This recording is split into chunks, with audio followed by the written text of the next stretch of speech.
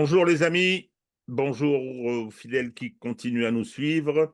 Bonjour Hervé, je commence par là, une fois de plus, merci Hervé qui a encore travaillé, vous allez le constater, sur une situation qui évolue très vite. Il y a bien sûr la dimension militaire, mais il y a aussi la dimension politique et géostratégique.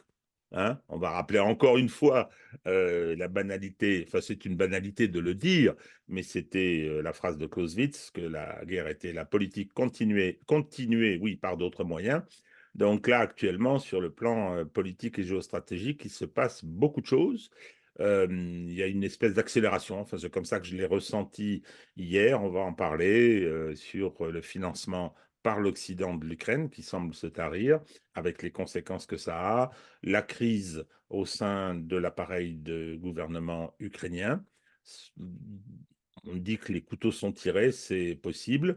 Le Poutine, plus isolé que jamais, qui fait une tournée triomphale au Proche-Orient. Les Chinois qui continuent à avancer tranquillement pour essayer d'être les faiseurs de paix concernant le Proche-Orient. Et bon, alors on va parler un petit peu de la France. La France, elle est aujourd'hui passionnée par les histoires de... Ah, son nom m'échappe maintenant. L'acteur qu'on Gérard accuse Depardieu.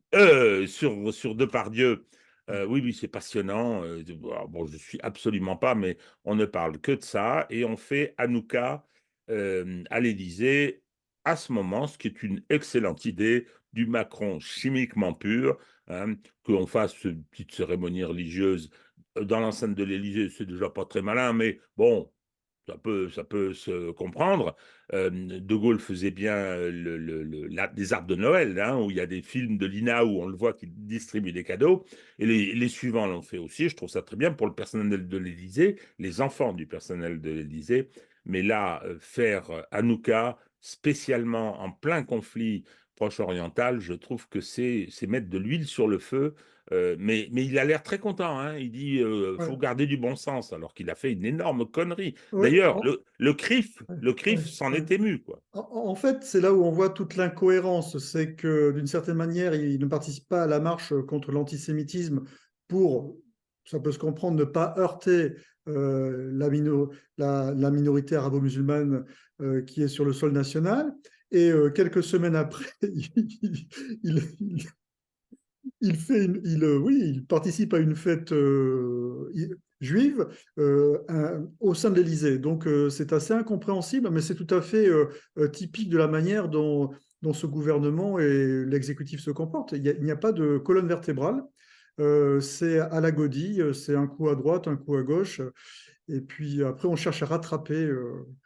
Non, puis Hervé, il faut être clair, c'est pas le moment. Ah non, c'est pas le moment. Non, mais C'est c'est ce pas que le je dis. moment. C'est La pas le moment, France a non. pris le parti d'Israël bruyamment.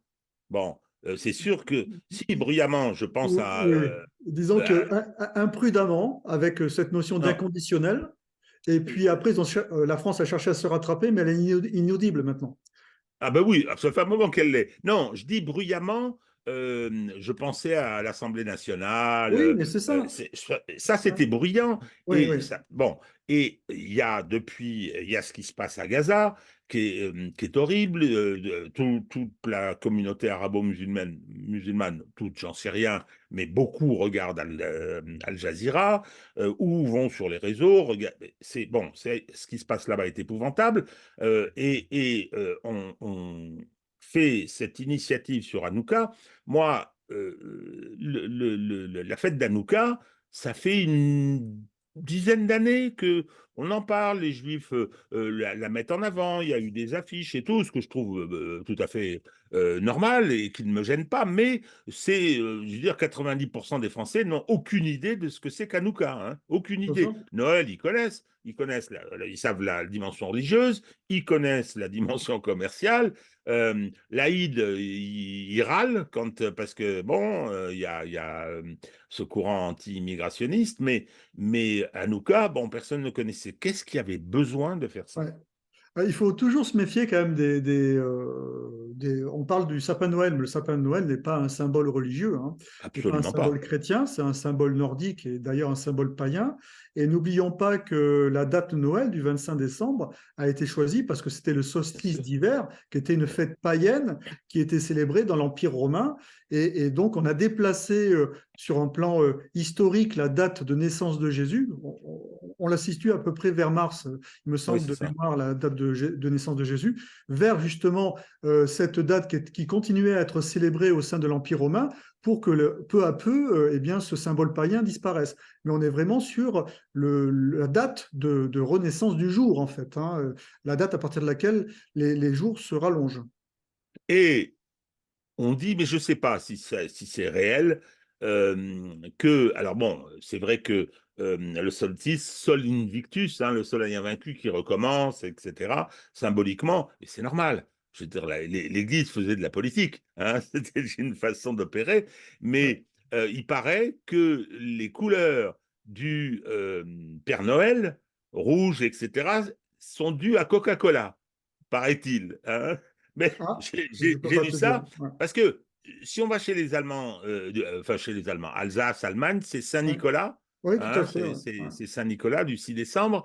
euh, et du temps de l'Union soviétique, celui qui amenait les cadeaux, qui était habillé de façon très proche du Père Noël occidental, c'était le Père Givre. Il l'appelait comme ça. Le Père Givre, c'était les matérialistes athées qui étaient derrière Staline qui avaient décidé ça. Bon, écoute, Bon, on va parler de voilà. l'actualité. Il faudra faire une Voilà. émission là-dessus. C'est un sujet intéressant, les fêtes religieuses et puis les religions au sens large, en fait, aussi bien monothéistes que polythéistes.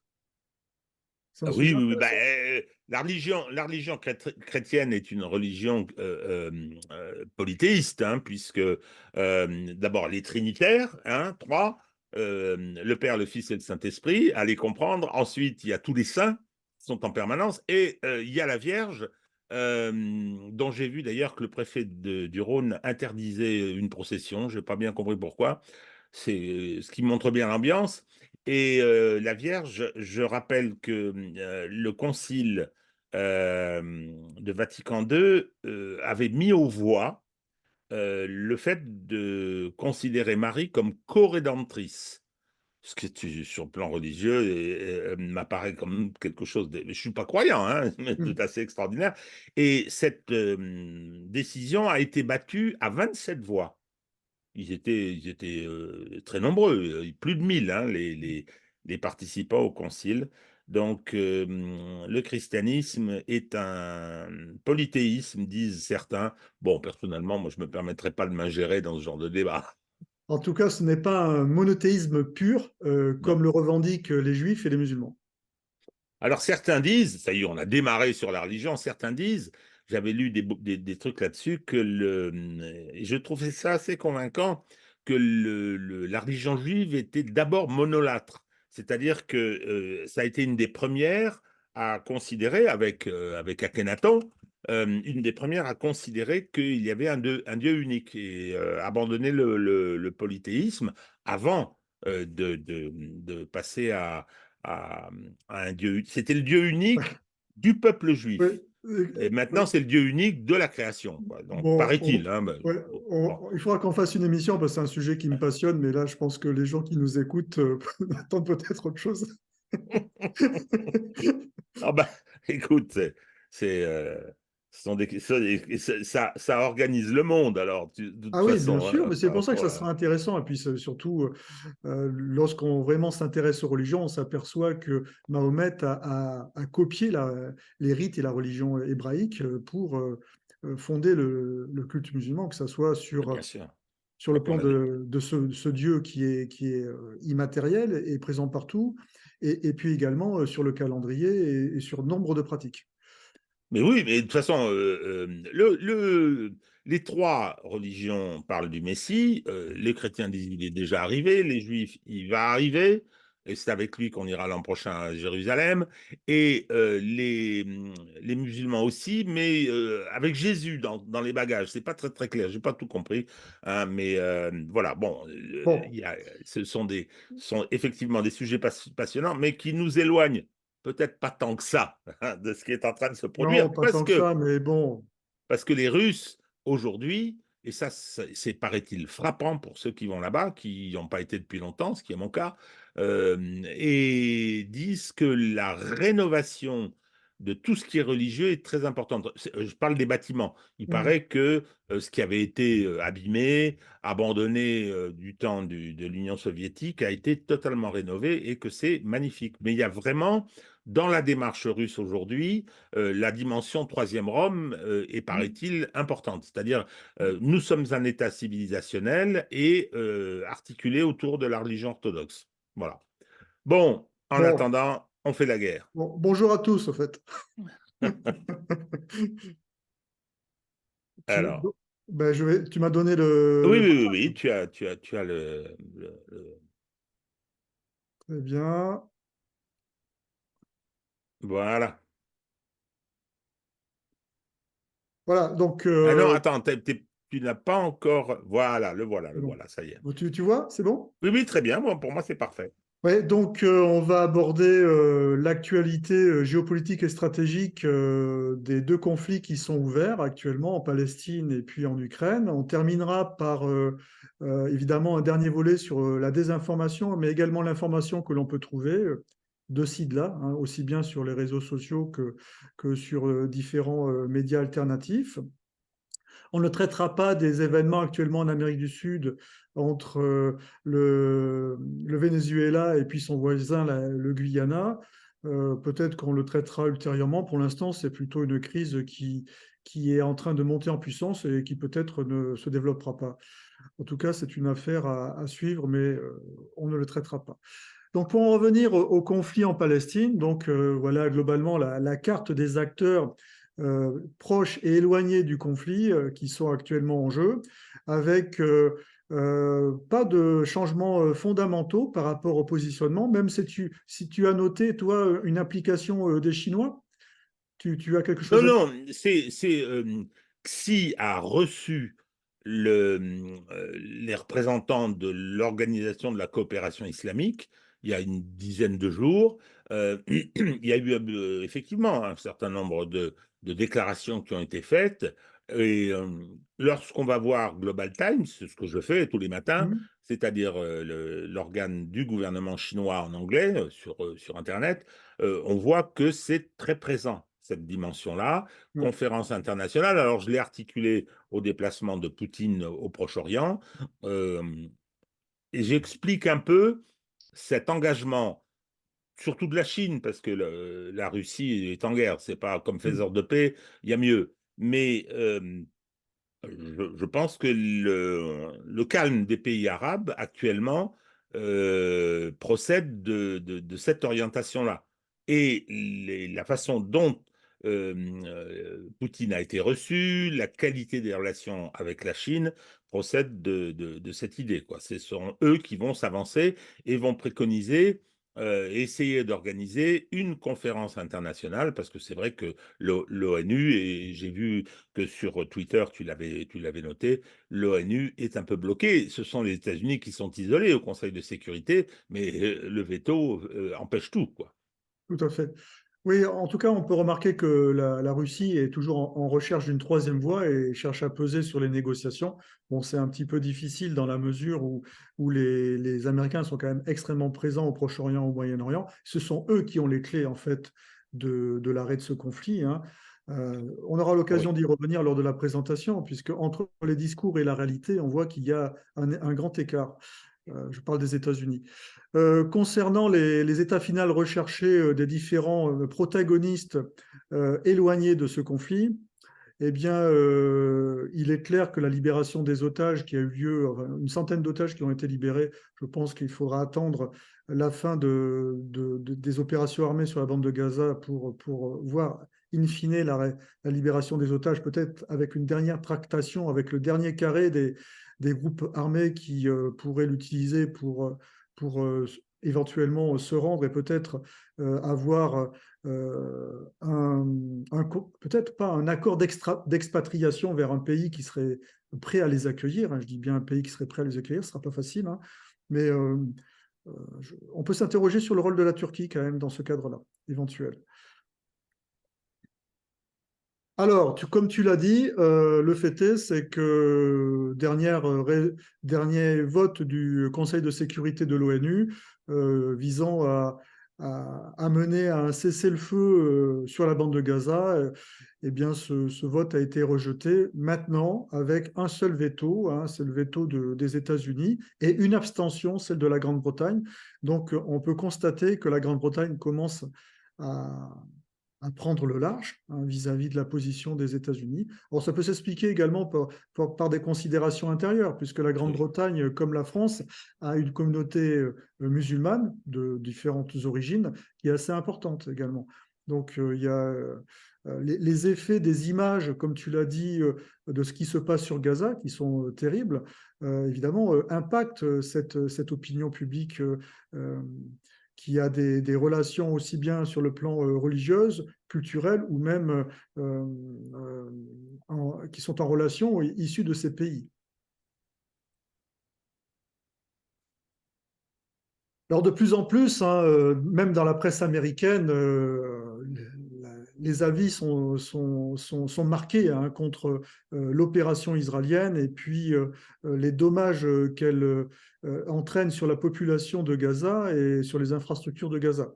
On ne peut être qu'affolé, hein, quand même, lorsqu'on constate que cette population qui occupait déjà toute la bande de Gaza avec une densité de population qui était parmi les plus importantes au monde, au kilomètre carré, qui se retrouve maintenant coincée entre la frontière égyptienne et puis les dernières villes qui se trouvent au sud de la bande de Gaza, avec un mode opératoire israélien qui est toujours le même, hein, qui est celui des bombardements massifs et avec un nombre de victimes civiles qui ne cesse de croître, hein, puisqu'on est à plus de 15 000 civils qui auraient été tués, dont 6 000 enfants et 5 000 femmes. Alors, beaucoup de personnes critiquent ces statistiques puisqu'elles proviennent du Hamas, hein, donc du service de santé du Hamas, ou du moins de ceux qui gèrent encore ces administrations au sein de la bande de Gaza. Elles ne sont pas niées par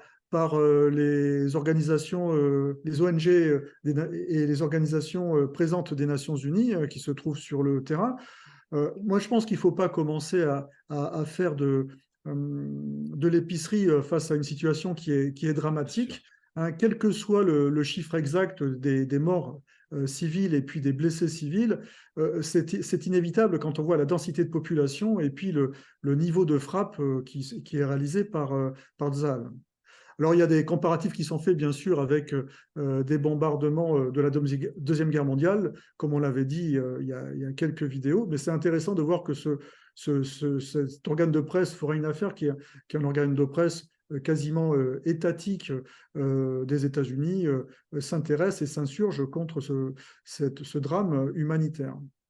Je voudrais dire un petit mot là-dessus parce que j'ai entendu Lindsey Graham, qui est quand même une caricature, ce sénateur américain qui soutient tout et qui disait, bah, écoutez, bombardement de Gaza, regardez, nous on a bien bombardé Hiroshima et Nagasaki, personne n'a critiqué. Ah bon, d'accord, personne n'a critiqué, c'est quand même assez étonnant. Ce que je trouve intéressant dans ce qui se passe aux États-Unis, c'est que les États-Unis soutiennent totalement l'actuel gouvernement d'Israël. Et y compris dans ces débordements, il y a, je parle bien des autorités, hein, américaines, ils financent, ils arment, etc. Et l'opinion publique, la presse, et en particulier la presse qui est une presse très favorable aux démocrates, est beaucoup plus critique, au contraire de ce qui se passait pour l'Ukraine. En Ukraine, il y avait effectivement un soutien du gouvernement américain à l'Ukraine et une presse qui était exactement sur la même ligne. Là, il y a une vraie contradiction. Je vais prendre juste un petit exemple. C'est Reuters, qui est quand même une agence. Alors certes, elle est initialement à base britannique, hein, puisqu'elle a été créée au milieu du 19e siècle en Grande-Bretagne, mais aujourd'hui, elle est considérée comme une grande agence anglo-saxonne et américaine. Elle a publié une photographie et une information dénonçant la façon dont les Israéliens opéraient, c'est-à-dire disant à la population de Gaza, lui envoyant des avertissements pour qu'elles aillent vers certaines zones, pour ensuite bombarder ces zones. Alors, je ne sais pas si c'est la réalité, comment ça s'est passé, mais la couverture par Reuters était extrêmement, plus que critique, quoi. C'était une dénonciation, ce que j'ai trouvé assez caractéristique. Il y a l'opinion publique américaine est beaucoup plus partagée qu'elle ne l'a été sur l'Ukraine. Oui, tout à fait. On le voit très bien, de toute façon, dans les réactions qu'il y a même dans les universités américaines. Donc, c'est un sujet qui est, de toute façon, sur le plan de la communication et internationale. Israël a perdu, hein, mais je pense qu'il s'en fiche et j'aurai Ah l'occasion oui. d'expliquer pourquoi. Hein, parce que c'est évidemment, sinon c'est incompréhensible. Alors c'est là où on voit que les États-Unis ont une attitude de posture. Hein, on dénonce et on souhaite évidemment qu'il y ait un cessez-le-feu au moins temporaire ou que le mode opératoire de l'armée israélienne change, hein, avec moins de bombardements, mais parallèlement, ils continuent à fournir des bombes et puis des munitions. Donc, si tu veux, ceux qui ont la main sur le type d'opération que conduisent les Israéliens. Alors, on ne dénie pas le fait qu'Israël doit se défendre vis-à-vis de l'attaque, mais c'est la manière dont ils le font. Le type d'opération qu'ils sont en train de conduire, qui est dramatique pour la population gazaoui et qui va à terme créer plus de rancœur et possiblement plus de futurs terroristes que ceux contre lesquels ils sont en train de se battre. Ça, c'est inévitable, à moins qu'il y ait autre chose derrière, ces bombardements et puis euh, cette stratégie. Hein, peut-être qu'on aura l'occasion d'en parler. En tous les cas, la position des États-Unis, elle n'est pas cohérente. Hein. Soit ils disent il faut que ça s'arrête, et là ils coupent tout simplement les approvisionnements en munitions, et de facto, peu à peu, ça va le mode opératoire va être modifié par le manque de munitions, soit ils continuent tout simplement à ce qu'ils font. Hein, ils sont en train d'appuyer en fait de manière inconditionnelle Israël. Alors, pour l'instant, la situation des otages, aux dernières nouvelles, ça serait 138 otages sont toujours détenus par le Hamas. Alors, quand il dit le Hamas, la difficulté, c'est qu'il y a le Hamas, mais il y a d'autres groupes armés et puis peut-être même parfois des particuliers. Donc, la situation n'est pas forcément si, on va dire, contrôlée et maîtrisée par le Hamas. Alors, on en revient à ce que je disais, c'est que derrière la stratégie israélienne, bien sûr, il y a celle d'éradiquer les groupes qui ont attaqué Israël et qui continuent encore à avoir quand même à bombarder Israël avec des roquettes. Alors évidemment, la densité des tirs est moindre, mais en tous les cas, ils ont toujours la capacité, ce qui est quand même assez étonnant, hein, quand même vu l'opération qui est en cours. En tout cas, c'est une réalité.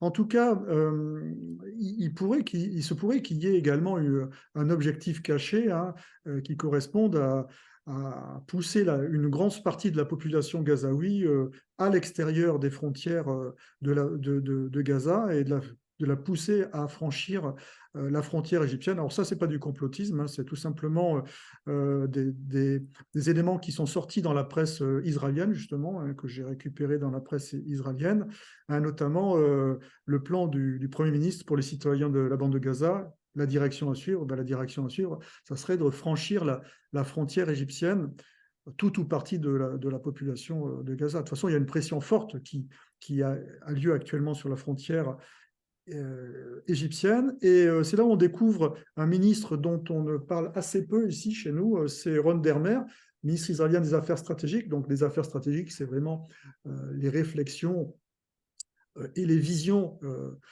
politiques de l'État d'Israël, ou du gouvernement actuel, du moins.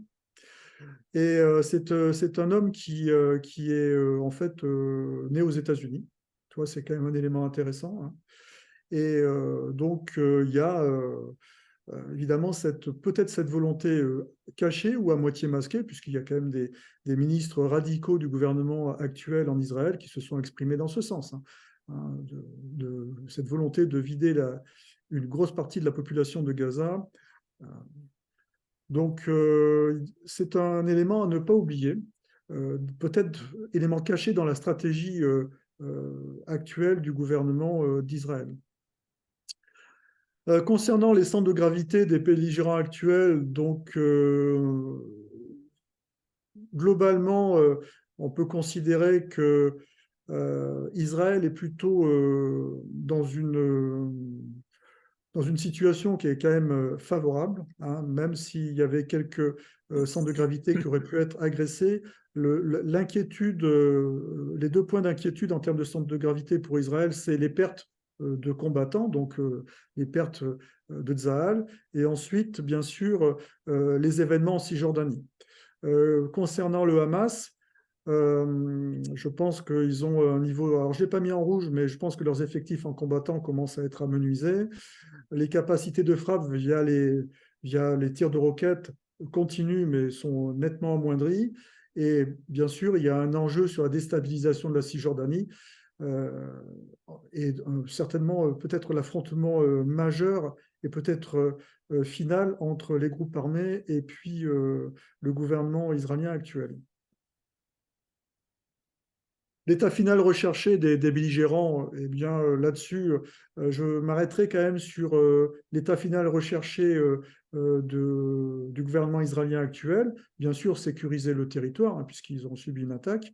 Mais est-ce que derrière, on en revient à ce que l'on disait, il n'y a pas un objectif caché de pousser la population gazaoui hors du territoire gazaoui avec un franchissement forcé de toute ou partie de la population de la frontière égyptienne? Alors, je ne partage pas ton analyse. Enfin, je veux dire que tu l'arrêtes à un moment concernant la population de Gaza, c'est-à-dire pousser cette population à l'extérieur et récupérer Gaza. Certains des ministres, d'ailleurs, ceux qui appartiennent aux extrémistes les pires, disent, voilà, on veut récupérer, on va tout raser et on va y remettre des colonies.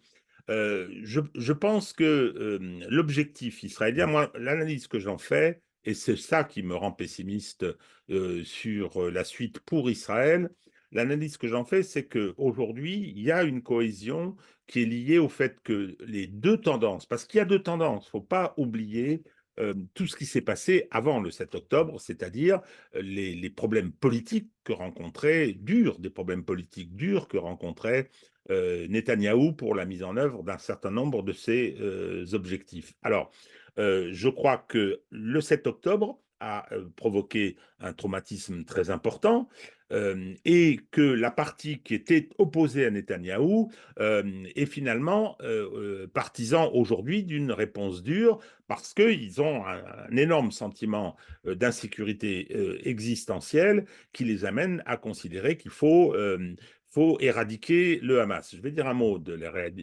l'éradication possible du Hamas. De l'autre côté, je crois que l'objectif de Netanyahou, de Yoav Gallant, des autres, même de celui-là dont le fils a été tué à Eisenkot, hein, c'est Eretz Israël. C'est vraiment le grand Israël. Ils ont ce projet-là, mais depuis très longtemps. C'était celui de Jabotinsky, dont il faut quand même rappeler l'affiliation avec Netanyahou. Et cela, c'est un effet d'aubaine et ils veulent imposer, en disant que la seule possibilité de sécurité, c'est d'imposer le Grand Israël. On garde le Golan, Yoav Galan l'a laissé entendre, on va jusqu'au Litanie, hein, parce que la flotte, c'est très important. C'est un fleuve qui est au Liban. Et comme a dit Lapide, mais enfin, on ne touchera jamais aux colonies en Cisjordanie, puisque c'est notre terre biblique, etc., etc. Donc, Lapid, il fait partie de l'autre tendance, hein, celle qui a rejoint le combat de Netanyahou pour des raisons de crainte concernant la sécurité d'Israël. Les autres, je me répète, sont là pour mettre en place le Grand Israël. Et la mise en place du Grand Israël, je pense que ça, c'est un objectif irréalisable. Je pense que c'est irréalisable pour des raisons diverses, parce que c'est un projet qui est très ancien, le Grand Israël. C'est un projet qui est très ancien. Il était contenu d'une certaine façon dans la déclaration de Bâle au moment de la création du sionisme politique, hein, parce que le sionisme, c'est une idéologie, c'est une orientation politique.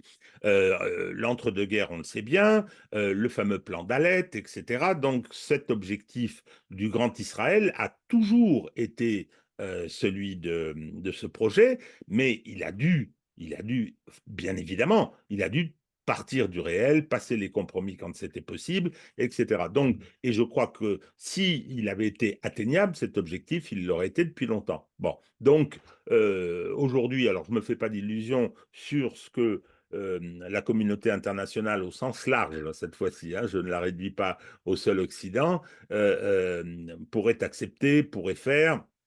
Mais je crois que cet objectif, alors l'éradication du Hamas, je veux dire, c'est bien joli. Ils vont peut-être tuer des dirigeants, ils vont réussir à se débarrasser des forces combattantes qui sont faibles, hein, tu l'as dit à plusieurs reprises, c'est possible. Mais arriver à éradiquer le Hamas, à arriver à éradiquer la résistance palestinienne, ça, je crois que c'est un objectif qui ne sera pas atteint.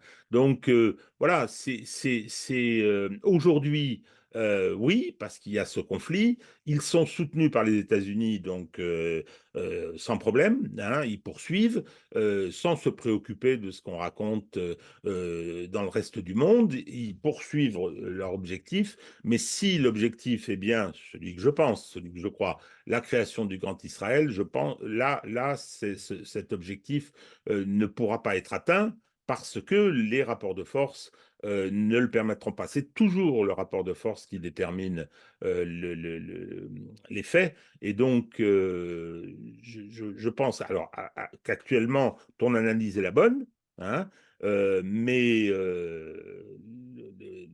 Israël ne pourra pas atteindre cet objectif, parce que je pense que c'est celui-là. Je ne suis pas dans leur tête, hein, mais tous les indicateurs m'amènent à considérer que c'est le cas. Je pense que cet objectif ne pourra pas être atteint et que de toute façon, à un moment, l'importance de cette crise, je veux dire, le rapport de force internationale qui se modifie à grande vitesse, je crois que les solutions, s'il y en a, les compromis, s'il y en a, ne seront pas ceux que souhaite aujourd'hui Israël. J'ai terminé cette petite analyse. J'ai failli dire Amen. Oui, alors, donc là, tu étais vraiment sur une prospective, on va dire, long terme et puis très, très large, hein. Oui, oui, bien sûr. De toute façon, ce que tu as dit, c'est avéré, hein. Certains des ministres du gouvernement israélien actuel sont tout à fait dans cette mouvance. Maintenant, si on regarde entre guillemets, le théâtre des opérations, donc la Palestine, on voit qu'actuellement, sur Gaza, bien sûr, on est sur une phase très, très intense d'affrontement. Au nord, au Liban, on est sur des affrontements sporadiques, donc la situation peut être considérée comme contrôlée. En Cisjordanie et à Jérusalem, on est sur une montée des tensions, et j'aurai l'occasion, bien sûr, d'en reparler. Et sur le front intérieur, il n'y a pas de front intérieur, hein. Donc, on en revient à ce que je disais, hein, et j'avais été critiqué d'ailleurs par un commentaire, mais les sondages en Israël montrent que les citoyens arabes israéliens, en fait, font tout à fait corps avec le reste de la population israélienne. Donc c'est comme ça, on peut considérer qu'ils sont intégrés, hein. Et puis, bien sûr, qu'ils compatissent pour ce qui se passe sur Gaza ou en Cisjordanie, mais ils se considèrent comme des citoyens israéliens. C'est quand même, d'une certaine manière, entre guillemets, une victoire d'intégration, quoi. Alors, maintenant, là, je ne vais pas me faire des amis avec ce que je viens de dire, mais bon, peu importe. Donc, j'en reviens maintenant à la stratégie. La stratégie de Tzahal, on va essayer de prendre un petit peu de champ par rapport à ce qui se passe à Gaza. Donc, ils sont sur une opération sur Gaza qui vise à éradiquer un ennemi qui sont les groupes armés palestiniens. Je ne m'interdis pas, à l'issue de cette opération, je parle sur le plan militaire, hein, d'imaginer que sous des formes un petit peu différentes, il n'est pas le projet de le faire également en Cisjordanie et notamment sur la ville de Jenin. Et ensuite, dans une troisième phase, bien sûr, contrôler Gaza et la Cisjordanie, donc une réoccupation de Gaza et peut-être un contrôle plus poussé de la Cisjordanie. Ensuite, concernant le Hamas, donc là, ils sont sur un conflit quand même frontal avec l'armée israélienne, dans lequel ils ne sont pas forcément en situation de force, hein, quand on voit la capacité de frappe et puis la puissance de feu de l'armée israélienne. Donc, ils sont sur des modes opératoires qui sont ceux de la guérilla, sauf s'ils se trouvent acculés, bien sûr, et encerclés. Donc là, ils vont être sur des formes de baroud d'honneur et puis tenir des positions. Ensuite, je pense qu'ils ont également dans l'idée, bien sûr, de développer des opérations comparables sur la Cisjordanie et notamment sur Jenin, qui est vraiment le point où ils sont le plus fort, les groupes armés palestiniens. Donc maintenant, si on s'intéresse à la situation sur la bande de Gaza, les opérations ont commencé à s'étendre au centre de la bande de Gaza. Donc, ce que l'on avait en fait pas imaginé, mais proposé comme manœuvre israélienne terrestre sur la bande de Gaza le 15 octobre, elle est en train de se vérifier. Et je tiens à rappeler qu'à cette époque-là, la plupart des analystes militaires disaient qu'il n'y aurait pas d'opération terrestre de Tsahal sur la bande de Gaza, que ça serait limité à des frappes, ou alors qu'il y aurait simplement des opérations ponctuelles. C'est quand même bon de le souligner.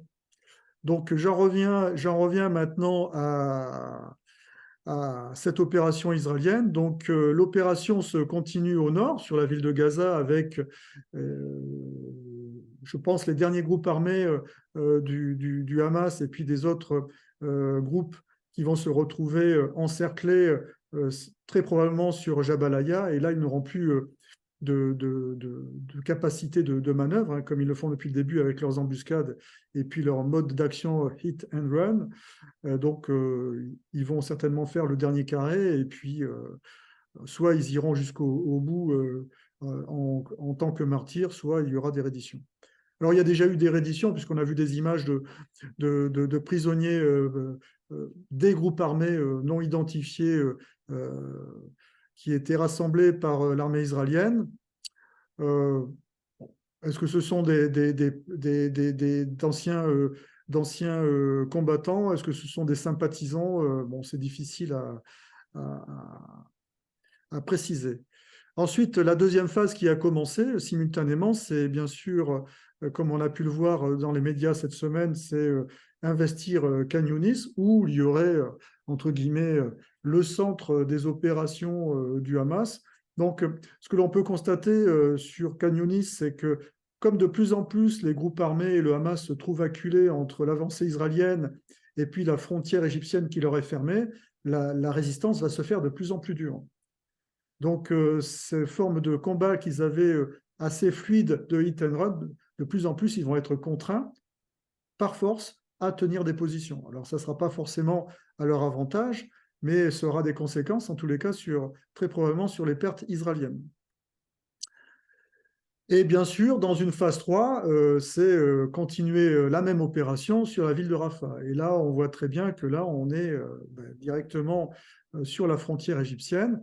Et la grande question, tout ça, c'est quid des populations gazaouis qui sont actuellement toutes regroupées entre Khan Younis et Rafah. Donc vous avez environ 2 millions de personnes qui se trouvent entre Khan Younis et Rafah, sachant qu'il y a encore quelques personnes qui se trouvent encore au nord dans la ville de Gaza. Donc la manœuvre du Hamas, c'est soit du hit and run et des embuscades lorsqu'ils ont la capacité de manœuvre, mais plus ils vont être acculés vers la frontière égyptienne, plus on va être sur des formes de défense ferme lorsqu'ils sont encerclés, et bien sûr des tirs de roquettes qui vont poursuivre dans la mesure du possible vers les villes israéliennes. Et je pense qu'il y a un retour à la clandestinité qui a déjà commencé pour une certaine part des combattants. Je pense qu'il y a une double manœuvre pour les groupes armés. Alors c'est vraiment la grosse question, hein, c'est quid de cette population qui se trouve dans une situation dramatique au-delà du nombre de morts et du nombre de blessés, c'est qu'en est-il de la situation sanitaire, de leur soutien en eau, leur soutien en alimentation, le risque d'épidémie quand même qui va devenir de plus en plus prégnant, notamment le risque d'épidémie de choléra, surtout lorsqu'on est comme ça dans des situations précarisées, qu'on n'a pas accès à une eau traitée. Donc cette question-là de la population qui se trouve acculée maintenant vers la frontière égyptienne, c'est soit une ouverture de cette frontière, malgré les réticences égyptiennes. Alors là, on peut imaginer que les États-Unis pourraient faire pression sur l'Égypte, puisque l'Égypte reçoit énormément d'argent de dollars de la part des États-Unis, soit, alors là, ça serait assez incohérent de la part des Israéliens par rapport à ce que l'on vient de dire, soit ils autorisent une partie de la population à retourner vers le nord, mais pour faire quoi, hein, puisque la plupart des infrastructures vers le nord sont détruites.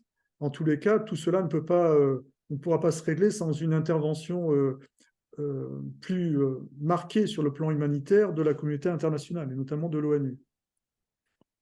Donc voilà la situation actuelle, hein. Alors il y avait, entre guillemets, une zone humanitaire qui avait été décrétée par l'armée israélienne, qui se trouvait sur Al-Mawazi. Là, c'est la petite zone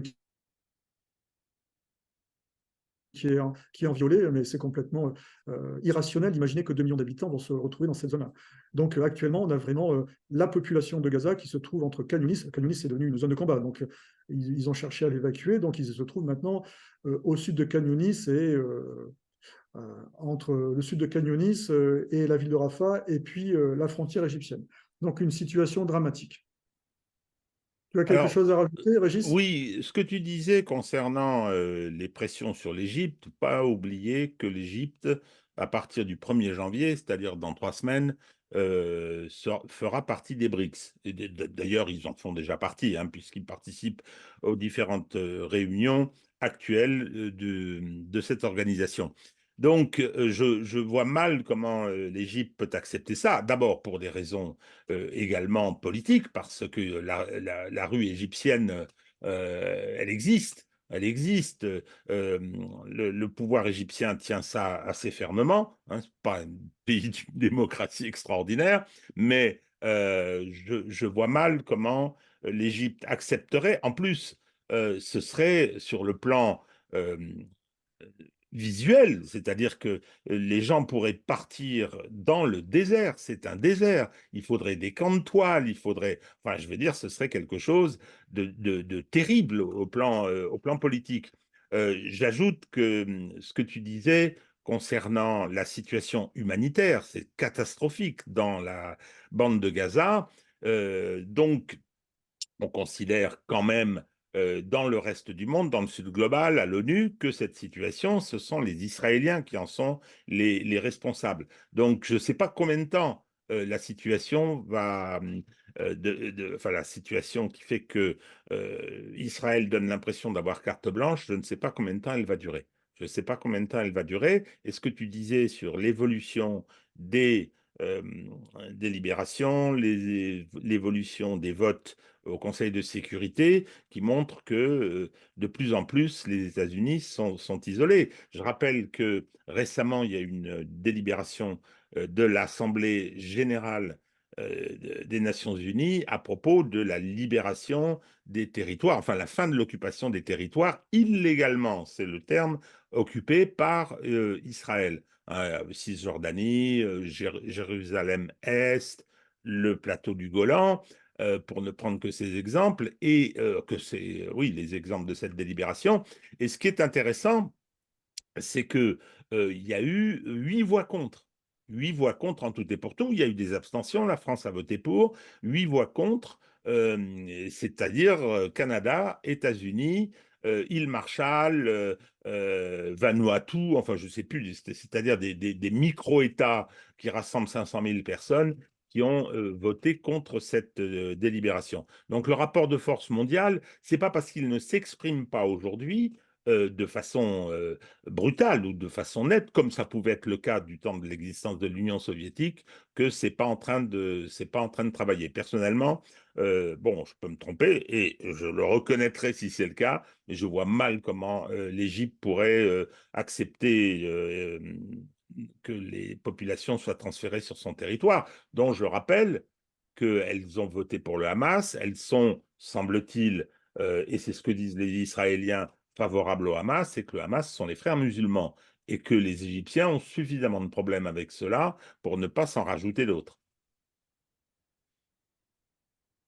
Donc, nous allons passer maintenant au conflit en Ukraine. Alors, petite évocation du résultat des sanctions. Bon, actuellement, la Russie n'a jamais autant gagné d'argent avec son pétrole que suite aux sanctions. Donc, c'est quand même euh, un bilan quand même effarant, hein, de l'effet des sanctions, hein. Donc, on résume un effet boomerang sur les économies des sanctionneurs, c'est-à-dire les Européens, parce que je rappelle que les sanctions ont été taillées de manière à ne pas gêner l'économie américaine, hein, puisque les engrais russes n'ont pas été sanctionnés, et puis l'uranium enrichi dont les centrales nucléaires américaines ont besoin n'a pas été sanctionné. Donc, typiquement, ce sont des sanctions contre la Russie, mais qui ne pénalisent surtout que les Européens. Aucun effet sur le déroulement de la guerre, puisque le but des sanctions, c'était d'amener une situation économique qui fasse que la Russie retire ses troupes et revienne en fait à une situation d'équilibre entre l'Ukraine et puis antérieure à la guerre, hein, d'ailleurs, euh, entre l'Ukraine et puis la Russie. Ensuite, donc, les revenus pétroliers russes sont supérieurs à ceux d'avant l'invasion. Voilà. Donc, c'est un constat, hein, et tous les pseudo-économistes, autres que Jacques Sapir et quelques autres, qui avaient prédit l'effet des sanctions, dont Nicolas Bouzou, par exemple, hein, euh, Non, non, non, non, non, non. Soyons sérieux, mon cher Hervé. Nicolas Bouzou n'est pas un économiste. il y a Hein. peut-être, et en fait, Non, c'est un. Nicolas Bouzou, il y a peut-être 2 U en trop, peut-être. On peut penser ça, mais je pense que son vrai métier, il est au cirque d'hiver. Oui, c'est ça, oui. C'est un clown. Hein, voilà, c'est un professionnel du cirque.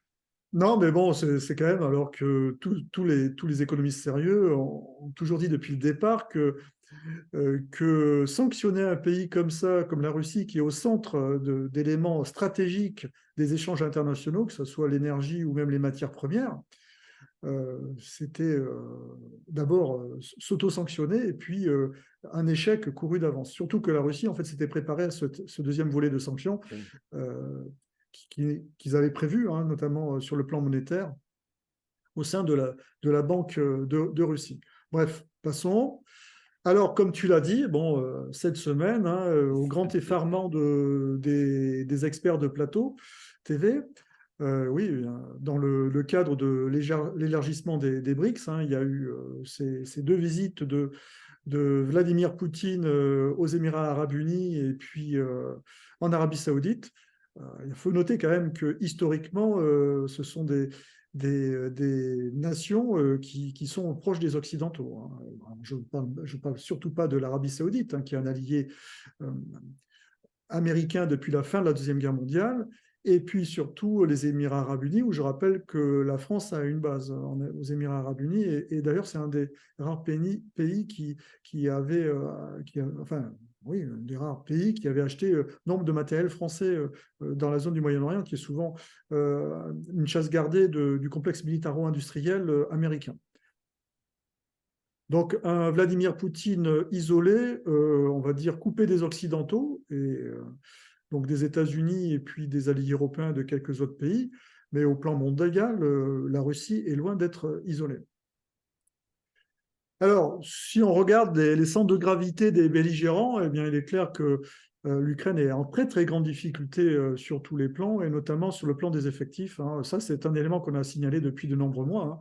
hein, que ce soit l'âge des soldats que l'on pouvait remarquer dans les vidéos, même de propagande ukrainienne d'ailleurs, hein, et puis de plus en plus, ça crée une vraie situation critique au sein de la société ukrainienne. Et puis côté russe, bah, je dirais que globalement, si tout va pas pour le mieux, mais la situation est plutôt favorable. Et même les quelques dernières attaques sur la Crimée sont anecdotiques, hein, sur le plan des effets ou des moyens utilisés, puisque c'est quelques drones, quasiment plus de missiles, type de missiles Neptune qui étaient tirés, plus aucun Storm Shadow. Donc je pense qu'on est vraiment face soit à une pénurie de vecteurs de ces missiles-là, soit à la fin tout simplement du stock de ces missiles. Pas de tir d'attaque MS. Je pense que le stock a dû être épuisé. Il y avait une trentaine qui avait été livrée par les États-Unis. La flotte russe s'est exfiltrée vers le port de Novorossiysk, où ils vont retrouver des installations comparables à celles de Sébastopol, notamment en termes de cale sèche. Euh, les navires russes bon, sont gênés encore hein, lorsqu'ils s'approchent des côtes ukrainiennes, hein, puisqu'ils ont eu quand même quelques déboires, mais ils continuent à prendre la mer pour lancer leurs missiles calibre en direction de l'Ukraine. Donc, bon, globalement, tous ceux qui ont annoncé la fin de la suprématie russe sur la mer Noire, c'était soit des élucubrations, soit des vœux pieux. Ah non, ah Alors, non, ah non, ah non, je peux pas te laisser dire ça, Hervé. Enfin, ben, voyons. Non, mais j'ai vu et entendu sur les chaînes d'information, sur les réseaux, que, bah, par exemple, Xavier Titelman, c'est ça, oui, Xavier Titelman, dire, hein, mais c'est pas le moment de lâcher l'Ukraine parce que ils étaient prêts à reprendre la Crimée puisque ils maîtrisent la mer Noire, donc ça leur aurait permis de reconquérir la Crimée. Ben oui, avec des dinghies, hein, avec des canots pneumatiques, parce qu'ils n'ont pas ils n'ont pas de flotte, les Ukrainiens. Donc, non, mais on entend un certain nombre de choses. Enfin, c'est habituel, on en parlera tout à l'heure lorsqu'on verra la guerre de l'information. Ce que je voudrais dire, c'est que moi, mes contacts avec la Russie, euh, les interventions d'un certain nombre de personnes. Je pense à des journalistes, je pense à des experts qui ont été en Russie. Et le dernier en date, c'est Larry Johnson, qui est un ancien agent de la CIA, un patriote, hein, qui n'est pas spécialement russolâtre, qui est parti à Moscou quelques jours et qui dit ça n'est pas un pays en guerre. C'est ça qui est assez étonnant et ça m'avait été confirmé par d'autres sources. Ça n'est pas un pays en guerre, c'est-à-dire seuls ceux qui sont concernés parce que des membres de la famille, parce qu'il y a eu des tués, seuls qui sont directement concernés le savent, mais comme disait Larry Johnson, pour savoir que la Russie est en guerre, il faut regarder certaines chaînes de télé, certaines infos, mais c'est tout. Pour le reste, il n'y a pas d'impact de cette guerre. Le pays va bien, les rues sont sûres, les magasins sont achalandés. Donc ça, c'est quand même quelque chose d'assez étonnant. Assez étonnant parce que c'est une guerre de haute intensité qui mobilise les forces de ce pays et il semble que la population n'en ressente pas les effets. alors, pour en revenir à cette problématique des effectifs au sein de l'armée ukrainienne, il y a plusieurs projets, bien sûr, qui sont à l'étude au sein de l'État ukrainien, et d'ailleurs des projets sur lesquels s'affrontent les militaires et puis les politiques, hein, notamment baisser l'âge de la conscription, euh, qui est un élément central, puisque les militaires ont dit qu'ils avaient besoin au moins de 20 000 recrues dans les mois à venir. Donc, on est vraiment sur différents types d'outils pour attirer des recrues, hein, que ce soit la réduction, bien sûr, du temps de service, les relèves, de l'argent. Hein, donc, ils sont en train de mettre en place un système qui est comparable à celui que les Russes ont mis en place, mis à part le fait que, hormis la mobilisation partielle, les Russes font appel à des volontaires.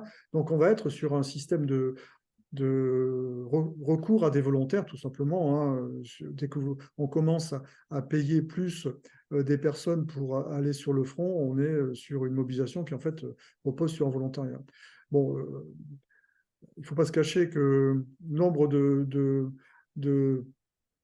d'Ukrainiens mobilisables font tout pour éviter maintenant d'aller sur le front, hein. Et cela s'explique tout simplement, puisque c'est souvent malheureusement un billet aller sans billet retour, hein, étant donné le différentiel de puissance de feu entre les Russes et puis les Ukrainiens, notamment en ce moment, alors qu'il y a des pénuries en munitions. Donc la plupart des soldats meurent ou sont blessés sans avoir vu l'embrenin russe. Alors, petite info que j'ai vu passer, qui semble confirmée, le gouvernement ukrainien a demandé que la chasse dans les rues, la chasse aux conscrits, ne se fasse pas à Kiev. Ne se fasse pas à Kiev parce que ce serait trop visible et on a besoin d'une ville calme, hein. La population pourrait protester et les vidéos circuler. Donc, c'est vrai qu'elles ont un effet assez désastreux, ces vidéos. Donc, en revanche, dans les régions russophones, je pense par exemple à Odessa et ailleurs, là, il n'y a pas de problème. Les russophones, eux, on les chasse pour ensuite les envoyer au front. Concernant l'aide occidentale, notamment surtout européenne, puisque les États-Unis sont en train de faire varianter leur aide militaire en direction d'Israël, voire même d'ailleurs leur appui en renseignement, hein. Donc, des difficultés, hein, pour les Européens et l'aide allemande en cela est assez notable, hein, puisqu'ils vont fournir un peu moins de 2000 obus de 155 mm, sachant que par jour, c'est quasiment la consommation que faisaient les Ukrainiens au moment de l'offensive. Enfin, ils faisaient 20 000 obus 20 000 obus, il me semble, oui, par mois. Oui, c'est ça, 20 000 obus par mois au moment de l'offensive de cet été, la consommation de l'artillerie ukrainienne. Alors, également, ce qui est notable, c'est bien sûr cette suprématie en guerre électronique des Russes, hein, qui pose d'énormes problèmes aux Ukrainiens, notamment en ce qui concerne le pilotage de leurs drones et l'impossibilité des Occidentaux d'appuyer les Ukrainiens dans ce champ-là. Maintenant, si on s'intéresse au front terrestre, on va commencer d'abord par les opérations autour de la ville de Donetsk, avec donc sur la ville de Marinka une quasi conquête par les Russes de la ville de Marinka. Il n'y aurait que quelques défenseurs encore ukrainiens à l'ouest de la ville. Concernant le nord du front, eh bien, l'avancée russe se poursuit vers Kupiansk. Mais je pense que les conditions climatiques en ce moment gênent énormément les belligérants des deux côtés, que ce soit les Russes pour avancer, mais également les Ukrainiens pour ravitailler, notamment sur Avdiivka, leur position. Sur le front d'Artemovsk, eh bien, il y a une nette poussée vers l'ouest des forces russes, hein, qui ont dépassé en fait les positions qui avaient été conquises par les Ukrainiens cet été et qui seraient en train de se déployer à l'ouest de la ville. Le front d'Avdiivka, les Russes continuent de fermer la pince et puis d'avancer également au sud-est de la poche. Voilà. Alors, globalement, ce qui est intéressant, c'est de chercher à prendre un petit peu de recul par rapport à toutes ces opérations. On peut considérer qu'en fait, on est face à une grande pénurie de munitions pour les FAU, hein, qui ont environ 10 à 20 obus par jour par pièce d'artillerie, hein. Ils sont en train d'engager leur renfort, notamment sur Avdiivka, hein, qui est vraiment un point de friction avec les forces russes qui est comparable à ce qui s'est passé sur Bakhmout à la fin 2022 et depuis début 2023. On est typiquement dans la poursuite de la stratégie d'attrition qui a été mise en place par les Russes à la fin 2022. Donc le but, c'est de contourner en fait ce blocage tactique du front qui est lié à l'hypersurveillance du front par tous les moyens de surveillance et notamment par les drones, hein, de manière à ce que l'adversaire qui est épuisé, c'est-à-dire les forces armées ukrainiennes, elles soient épuisées, elles puissent détecter des concentrations de force, mais elles ne soient plus en mesure d'y faire face parce qu'elles n'ont plus d'effectifs, ou de les frapper parce qu'elles n'ont plus assez de munitions. Donc c'est le seul moyen, cette stratégie d'attrition, de contourner et d'annuler ce blocage tactique du front, et c'est évidemment un préalable par rapport à ce qui se pourrait se passer cet hiver, avec des offensives limitées de la part des Russes, voire une grande offensive de printemps ou d'été. Alors, s'il y avait une grande offensive de printemps ou d'été, elle se ferait de toutes les manières après les élections du 17 mars, les élections russes du 17 mars. Alors, quels sont les modes opératoires au plan stratégique qui pourraient être offerts aux belligérants actuellement? Pour les Ukrainiens, je pense qu'à terme, ils vont être conduits à faire des replis stratégiques. Hein. De toute façon, c'est tout le sens des conflits qu'il y a en ce moment entre Zalouzny et puis Zelensky, mais également Syrski, puisque Zelensky et Syrski sont très liés. Hein, et Syrski a appliqué à la lettre les directives politiques de Zelensky, alors que Zalouzny, depuis le début, notamment sur Bakhmout, demandait à ce qu'il y ait un repli stratégique. Hein, au moins sur les hauteurs, d'ailleurs c'est là où ils sont maintenant, et ça aurait évité d'user et de gaspiller tous ces effectifs et la mort de tous ces hommes qui se sont engagés en pure perte sur Bakhmout, je parle des Ukrainiens. Donc pour les Ukrainiens, effectuer des replis stratégiques sur des lignes de défense préparées et tenables, arrêter bien sûr de gaspiller des effectifs comme sur Krinky. Hein. Krinky, vous vous rappelez, c'est cette poche où l'infanterie de marine ukrainienne est en train de s'épuiser en pure perte. Reconstituer des réserves opératives et stratégiques, puisque je pense qu'en ce moment, ils n'ont plus de réserves opératives et stratégiques. C'est d'ailleurs pour cela que la 47e brigade mécanisée qui était sur le front de Robotine a été engagée sur Avdiivka. Faire effort sur la défense des villes qui sont au sud, bien sûr Kherson. Et je pense que vraiment, sur le plan stratégique, maintenant pour les Ukrainiens, c'est éviter de perdre du territoire, mais surtout éviter de perdre du territoire qui a une importance vitale pour l'État ukrainien, et notamment le port d'Odessa et toute cette façade maritime. Alors, je ne dis pas que les Russes sont capables de le faire en l'état ou qu'ils vont le faire, mais en termes d'anticipation, ça paraît incontournable. Ensuite, pour ce qui concerne les Russes, là, ils ont recruté, oui, ils ont recruté 425 000 volontaires depuis le début de l'année, même un peu plus, soi-disant. Les axes d'offensive qui pourraient développer de portée opérative pourraient être bien sûr sur Zaporizhzhia, qui reste un couloir très très praticable pour les manœuvres blindées. Et je ne pense pas que les Ukrainiens aient mis en place des défenses du niveau de celles des Russes. Kramatorsk et Kharkov. Je pense qu'ils sont en train de se réorganiser en vue de cette perspective d'offensive de niveau opératif. Et c'est d'ailleurs pour cela qu'ils ont créé des brigades d'artillerie qui rassemblent de l'artillerie lourde, de manière à pouvoir concentrer des feux sur des zones du front qui seraient affaiblies et pouvoir percer. Alors, percer tactiquement, mais également percer sur le plan opératif. Alors, de manière très, très grossière et très schématique, qu'est-ce qui pourrait se passer à l'avenir si les Ukrainiens concèdent un repli stratégique qui me paraît inévitable à terme? Soit ils font un repli stratégique, soit ils risquent d'être dépassés en fait et de voir à certains endroits le front s'écrouler. Hein. À moins qu'il y ait un miracle, qu'il y ait un ressort d'effectifs et de matériel fourni par les Occidentaux. Mais pour l'instant, on n'en est pas là. Donc, ils pourraient s'organiser en bastions comme ils le font depuis le début sur des villes qui sont des villes qu'ils ont déjà défendues, notamment comme Kharkiv, ensuite Kramatorsk, Zaporizhzhia, Dniepro, Nikolaïev, bien sûr Kherson. Entre ces villes-là, s'ils ont les mêmes capacités de génie que les Russes, je pense qu'ils n'ont pas ces capacités-là en termes de fortification de campagne en si peu de temps notamment. Peut-être faire des lignes de défense entre ces villes-là sur des zones de terrain qui sont défendables, que ce soit des hauteurs ou des coupures. Des coupures sont des coupures, ce sont des rivières par exemple. Ensuite, pour les Russes, eh bien, une offensive sur 3 axes avec un effort sur Zaporizhzhia pour reconquérir en fait l'oblast de Kherson qu'ils ont été contraints d'abandonner en novembre 2022 en franchissant le Dniepr, et éventuellement, s'ils ont les capacités, poursuivre vers Nikolaïev et puis bien sûr ensuite sur Odessa, qui est vraiment l'élément stratégique à défendre pour les Ukrainiens, et ensuite simultanément avancer sur Kramatorsk et sur Kharkiv. Donc voilà globalement sur le plan stratégique ce qui pourrait se passer si les Ukrainiens concèdent un repli stratégique. De toute façon, ils sont dans cette dynamique-là.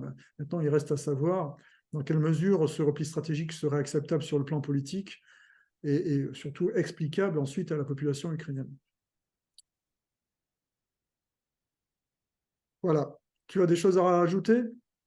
Juste peut-être conseiller à nos auditeurs d'aller jeter un coup d'œil sur les articles du Washington Post qui décrivent comment s'est passée, a été programmée et a été conduite la fameuse contre-offensive. C'est vraiment assez intéressant d'abord de voir l'imbrication des Américains et des Ukrainiens du commandement, s'entend. Deuxièmement, de voir comment actuellement les Américains sont en train de prendre quelques précautions de communication pour dire c'est pas de notre faute, ils ont fait le contraire de ce qu'on leur conseillait, ce qui est quand même effectivement extrêmement déloyal. Et enfin, dernière observation, depuis le début, ici, nous étions très sceptiques, et Hervé en particulier, en disant, mais attendez, comment voulez-vous faire, je t'interprète, hein, comment voulez-vous faire une contre-offensive de cette importance sur un réseau défensif extrêmement organisé, extrêmement dense, sans couverture aérienne et sans supériorité d'artillerie? C'est pas possible. Hein, ben, effectivement, malgré ça, en l'ayant annoncé, ce qui, en termes de surprise stratégique, était quand même une façon curieuse d'opérer, eh bien, cette offensive a connu le sort qu'elle devait avoir si l'on regardait les choses objectivement. Ça restera quelque chose quand même historiquement d'assez étonnant. D'assez étonnant. Qu'est-ce que les Occidentaux, enfin je pense aux Américains, aux gens de l'OTAN, qu'est-ce que les Ukrainiens imaginaient? Est-ce qu'ils ont vraiment pensé qu'ils pouvaient percer et récupérer, enfin en tout cas remporter des victoires opératives?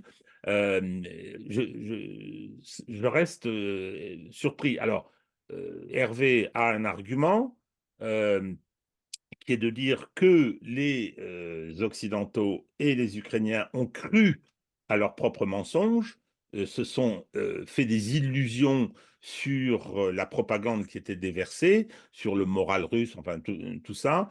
Et d'ailleurs, Hervé, tu allais plus loin en disant que c'était de la maskirovska, c'est-à-dire que les Russes laissaient faire et alimentaient ça. Et j'ai vu passer un certain nombre d'analyses qui le disent maintenant, qui disent oui, oui, ben en fait, on s'est laissé intoxiquer et les Russes ont contribué à cette intoxication. Donc, mais quand même, quoi, c'est pas une excuse. Hein. Oui, mais en fait, il y avait une telle condescendance qui s'était installée dans les esprits que on en revient à ce que je te disais hein, sur ce travail d'intoxication qui est en fait presque historique chez les Russes. Hein. À partir du moment où tu es installé sur une défense aussi solide sur la trouée de Zaporizhzhia, le but, et que tu es dans une stratégie d'attrition, le but c'est que ton adversaire vienne buter contre tes défenses et s'acharne sur tes défenses. Le but, c'est surtout pas qu'ils cherchent à les contourner. Donc, ils étaient persuadés que les armes occidentales, les blindés occidentaux qui avaient été vantés, hein, allaient faire. Et puis, le moral en berne des Russes allait faire que ça allait être dur peut-être 2 ou 3 jours et qu'après, ça allait percer. Et il faut se rendre compte quand même qu'ils n'ont pas percé la première ligne. Hein, ils ont atteint la première ligne par moment, mais surtout les positions qui étaient en amont, donc les positions de sonnette en amont de la première ligne. Donc c'est catastrophique ce qui s'est passé en termes de pertes humaines. On est sur une attrition dont d'ailleurs l'armée ukrainienne a du mal à sortir, hein, a du mal à retrouver des effectifs. Hein. Il y a des brigades ukrainiennes où donc c'est des brigades territoriales bien sûr, mais la moyenne d'âge c'est plus de 50 ans. On parle souvent globalement 43 ans pour toute l'armée ukrainienne, mais il y a des brigades ukrainiennes où la moyenne d'âge c'est plus de 50 ans. D'ailleurs, c'est pour cela que cette semaine, il y a une nouvelle fable de la propagande ukrainienne qui a été enfin, oui, utilisé hein, et relayé par nos médias, c'est le fameux tireur d'élite du SBU qui aurait tué un Russe à 3800 mètres. Donc il y a deux choses derrière, bien sûr. Bon, moi je ne mets pas je ne vais pas commencer à travailler, à étudier techniquement la possibilité ou non de tirer à 3800 mètres avec un fusil en 12,7 mm. Ce qu'il faut retenir, c'est que la personne, il a plus de 60 ans. Donc derrière le message, c'est même si vous êtes vieux, vous êtes encore opérationnel. Donc il faut lire le message derrière, en fait, cet élément de propagande. Non, mais C'est dramatique. il faut lire aussi les commentaires en dessous sur Internet qui sont souvent assez drôles avec des vidéos. Les réseaux charrient le pire et le meilleur, mais il y a souvent un humour assez roboratif. J'ajoute qu'il y a un professionnel qui a été un tireur d'élite militaire qui est venu expliquer que c'était de la science-fiction. Hein. Tous les éléments qui étaient fournis par l'article du Figaro, parce que c'est le Figaro qui, une fois de plus, euh, euh, balance ces trucs. Je me rappelle au début de la guerre, il y avait eu toute une espèce de, de vénération d'un tireur d'élite, le meilleur tireur d'élite du monde, qui était un Canadien. Qui avait tiré sur des gens en Afghanistan et qui était glorieusement présenté comme le meilleur du monde. Il est venu, il est resté 15 jours, il est reparti. Il a dit, oh là là, non, non, attendez, moi tirer sur des éleveurs de chèvres à distance, je veux bien, mais pas contre des gens qui savent se battre. Bon, il Ouais, encore, ça n'empêche pas le Figaro de continuer aujourd'hui avec ce qui ressemble à une calambre comme ils ont relayé le gars qui avait abattu quasiment avec un fusil de chasse un avion, l'autre en lançant des boîtes de jus de tomate sur des drones, enfin bon, toutes les plaisanteries du fantôme de Kiev et des 13 martyrs de l'île aux serpents. Ils vont très bien encore aujourd'hui. Oui, qui en fait étaient 80, 86, qui ont été faits prisonniers par les Russes et qui ont été, euh, oui, hébergés pendant un certain temps, je dirais pas, oui, en prison, enfin prisonniers de guerre, hébergés un certain temps à Sébastopol. Alors maintenant, on va s'intéresser à la guerre de l'information et on va commencer par LCI, hein. Et les pertes russes, c'était avant-hier, les pertes russes seraient 23 000 hommes par mois. Alors sur le plateau, il y avait Michel Goya et puis un autre analyste, je ne me rappelle plus son nom, mais qui est toujours pas mal, hein. Donc, c'était des sources du Study of War, donc c'est un berceau de néoconservateurs, hein, c'est la famille Kagan, un Study of War, mais c'est via les sources ukrainiennes. Donc 23 000 hommes par mois, les pertes russes. Alors, les pertes, ce n'est pas uniquement les morts, c'est tous les gens qui ne peuvent pas participer au combat. C'est 4 brigades par mois, 4 brigades, voilà. Ça fait une division type OTAN par mois. Bon, vous vous rendez compte, hein, c'est complètement absurde. Bon, je pense qu'ils ont dû regarder après les réseaux sociaux, puisque le soir, la journaliste a rajouté 2 sources ukrainiennes. Donc maintenant, ils sont quand même prudents, mais ils devraient, et c'est là où ils devraient d'ailleurs demander à, entre guillemets, à leurs experts. Alors, Michel Goya n'a pas critiqué, on va dire, le nombre de pertes. Par contre, je dis rien. Par contre, Mais j'ai euh, rien dit non plus. je dis rien, c'est mon camarade de promo. Ensuite,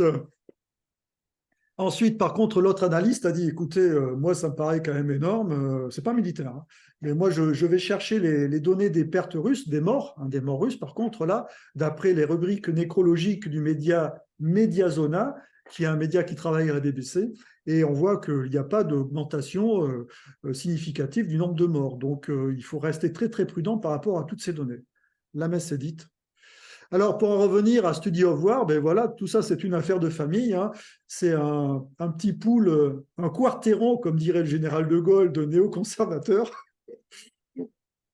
avec les frères Kagan, qui ont épousé, bien sûr, 2 femmes, qui sont bien sûr maintenant devenues belles-sœurs. Donc, Victoria Nuland, qui est bien connue pour s'être impliquée personnellement dans la révolution de Maïdan en 2014, et notamment en désignant certains des ministres du premier gouvernement issu de la révolution de Maïdan, notamment le Premier ministre et la ministre des Finances, qui était une Américaine à qui on a donné la nationalité ukrainienne, comme ça c'est plus simple, mais c'est authentique, hein, ce que je dis, hein. Oui, oui, eh ben, elle a composé le gouvernement. Elle a composé le gouvernement, et voilà, donc voilà, c'est ces personnes-là qui suivent les événements en Ukraine, de la guerre en Ukraine, donc il faut bien... Elle est d'origine ukrainienne, hein, Victoria Nuland. Ah, je ne savais pas, très bien, mais Oui, il y en a elle est beaucoup, d'origine. hein. Ben, Euh, comme la vice-première ministre canadienne qui s'appelle Freeland. Exactement, exactement. Mais ce sont des pays d'immigration, le Canada, les États-Unis, donc il y a beaucoup de liens comme ça qui existent. Alors, maintenant, il est clair que euh, là, sur les plateaux télé en ce moment, alors ils sont passés de l'hyper-euphorie à l'hyper-catastrophisme. Je pense qu'il faut quand même avoir quand même un petit peu de mesure, que ça soit dans les Ukrainiens vont reconquérir la Crimée, hein, maintenant l'Ukraine va se faire envahir. Donc il faut rester quand même mesuré dans tout cela, hein, puisque jusqu'à preuve du contraire, les combats demeurent féroces sur le front et les Ukrainiens continuent à se battre, et malgré la pénurie de munitions. Et en face, même s'ils ont des pelles et qui sont commandés par des abrutis, ils continuent aussi à se battre. Donc, il n'y a pas de catastrophisme à avoir sur le plan de... Mais c'est ça les plateaux télé, en fait. Comme ils relatent le quotidien et l'actualité, bien souvent, ils ont du mal à prendre de la hauteur. Donc, il y a l'ineffable, je ne me rappelle plus, c'est Renaud Pia, c'est ça? Renaud Pila, oui, Renaud Renaud Pila, Pia. Ah, il est qui, extraordinaire. qui disait, alors on l'entend, il est récemment arrivé parce que ils usent un certain nombre de journalistes à qui ils font dire n'importe quoi.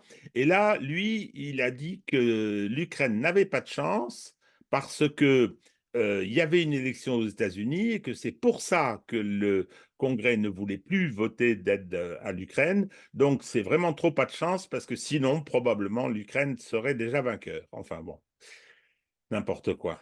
Ouais, globalement, ils sont en train en fait de réaliser tout simplement ce que disent depuis de nombreux mois des gens comme Caroline Galacteros, Éric Dénessé, Jacques Beau, Jacques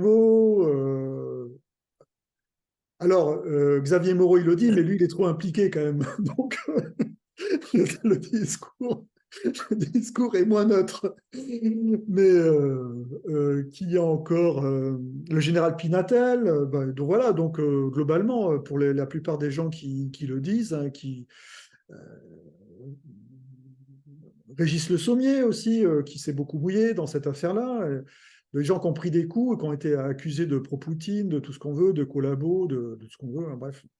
Des petits noms, en fait, des gens tout simplement qui ont eu le courage de comprendre en fait, l'Ukraine ne pouvait pas gagner la guerre et que la Russie ne pouvait pas la perdre, comme dit Eric Dénessé. C'est exactement ça. Et alors, que, il y en a un qui est, excuse-moi, je t'interromps, il y en a un qui est rigolo, c'est Éric Brunet. Éric Brunet il dit n'importe quoi, oui, il a oui, écrit des livres complotistes, etc. Il est très sympathique d'ailleurs, il m'aime bien. Donc, et alors, c'est lui qui faisait venir les blondes ukrainiennes d'astreinte, là, qui venaient dire n'importe quoi. J'ai vu qu'Ala Poédie était revenue, elle est partie à Kiev. Et donc, elle est revenue sur les plateaux et Éric Brunet s'aligne maintenant. Donc, on a dit n'importe quoi. Donc, c'est on a ça, dit oui, n'importe c'est quoi, ça. oui. Donc, on a menti. Donc, on a. Non, mais en général, c'est assez marrant de voir son plateau le soir parce que ce qui se passe, c'est que les experts qui avaient dit n'importe quoi commencent par regarder leurs chaussures quand on dit ça. C'est ça. Non, mais c'est marrant. Bon, ben, en fait, il y a un petit plateau le soir, comme je me couche tard. En général, je regarde Éric Brunet parce que c'est assez amusant, en fait. C'est un peu comme le Muppet Show. Hein. Malheureusement, la situation est dramatique, hein, mais bon, les voir disserter, c'est Soloviev. Hein. Éric Brunet, c'est Soloviev. C'est quasiment la même chose. C'est un talk show, en fait. Tu vois un petit peu. Hein. Oui, oui. Plus marrant, bon, après. Voilà, donc en tous les cas, on est vraiment comme je dis, une forme de conjuration, hein, conjuration de la bêtise parfois. Hein, quand même. Bref, on passe. Alors là, moi j'ai des amis sur les réseaux sociaux.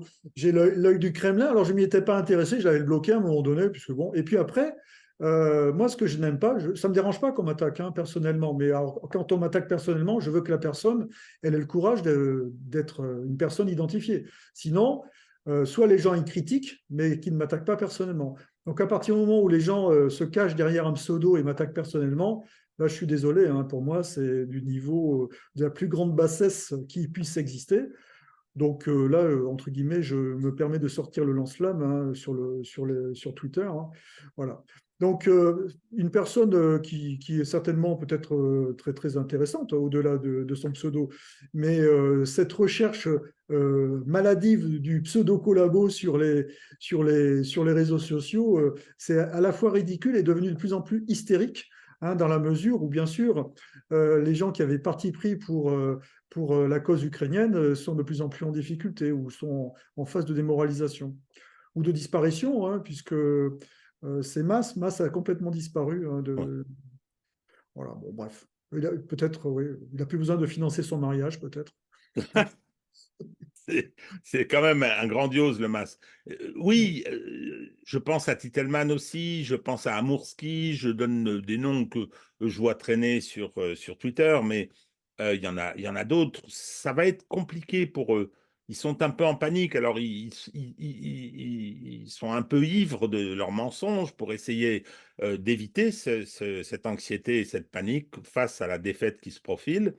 Voilà, ce matin, il y avait, comment est-ce qu'elle s'appelle la journaliste soi-disant spécialiste de la diplomatie du Figaro qui disait non, l'Ukraine ne subit pas une défaite, elle subit la lâcheté occidentale. C'est-à-dire que voilà, on s'accroche, tout ce qu'elle a dit depuis 2 ans se révèle faux. N'était qu'un mélange de bêtises et de mensonges. Et là, il faut bien qu'on s'accroche à quelque chose, quoi. Je les plains, hein, franchement, je les plains. Euh, je plains moins le colonel Goyafi, parce que lui, je pense pas que ce soit le niveau intellectuel du servant Garcia, hein. Celui-là, c'est sans espoir. Mais Goya, il a été un militant d'une cause. Je pense qu'il a été un agent stipendié de l'atlantisme. Et il a dit beaucoup de conneries. Sauf que les Internet gardent tout et qu'il va falloir les assumer. Hein, Non, non, c'est mais je beau. pense qu'il n'est pas stipendié, il est tout simplement là, maintenant, pigiste chez LCI. Donc, quand tu es pigiste, ben, tu es sur la ligne éditoriale.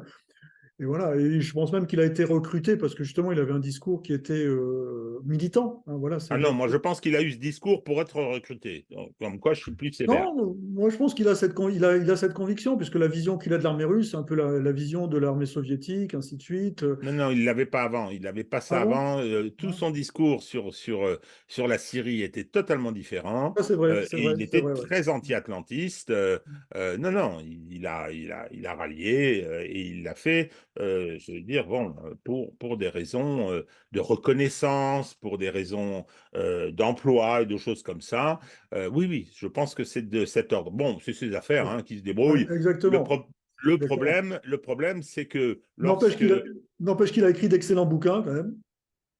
oui, enfin bon, je suis obligé de concéder. J'en ai lu un. J'ai lu celui sur je me rappelle plus comment ça s'appelle, la dernière année de la Première Guerre mondiale, qui était pas mal, je le reconnais. Mais non, ce qui va être amusant, hein, c'est à la foire qu'on comptera les bouses. Hein, c'est que les bouses, il y en a quand même de très belles. Il y en a Ah, de mais très belles. bon, on va le dire clairement, ça commence quand même à sentir fortement la merde, hein. Oui, oui, Non, mais c'est ça vrai, c'est clair. Ça c'est clair. Ouais. c'est clair. Ah, bon, voilà, donc après, il va falloir gérer le lisier à la fin de la foire, hein. Et Bon, oui. bref. Euh, D'ailleurs, ouais, bon, je t'en parlerai après, là, quand on aura arrêté l'émission. Ouais. J'ai pensé à un truc. Bon, ensuite, ben, Georges Malbruno, hein, qui sont vraiment des informations intéressantes, et notamment sur le fait que dans les universités, eh bien, en fait, on a demandé aux gens d'éviter de parler ou d'étudier des sujets qui étaient proches de la situation sur Gaza. C'est intéressant, ce qu'on appelle l'autocensure. Pierre de Jong, concernant, alors j'ai mis la désinformation, mais c'est plutôt l'information. Pierre de Jong, qui est toujours un des analystes les plus pertinents, que ce soit au plan géopolitique et stratégique. Alors, bon, je ne rejoins pas toujours ses analyses, mais dans la majorité des cas, il est très, très, très pertinent. Et il dit très clairement, c'est que la Russie a 3 profondeurs stratégiques, une profondeur démographique, une profondeur industrielle, une profondeur géographique. Voilà, ça c'est de l'analyse, ça, hein. Et alors évidemment, il y a le discours après, mais la profondeur géographique et industrielle de l'Ukraine, c'est l'Europe. Ah ouais. Non, mais, Ah oui, d'accord, oui. non, mais je veux dire, sur le plan du sophisme, je le comprends parce qu'on est dans le sophisme là. Mais maintenant, si tu es vraiment dans la dialectique et dans vraiment une analyse sérieuse, non, ça ne tient pas la route. Personne n'ira se battre pour l'Ukraine. Personne. Je Ben parle non. je parle de la population. Le problème, il est là. Mais même les soldats américains, Mais bien sûr.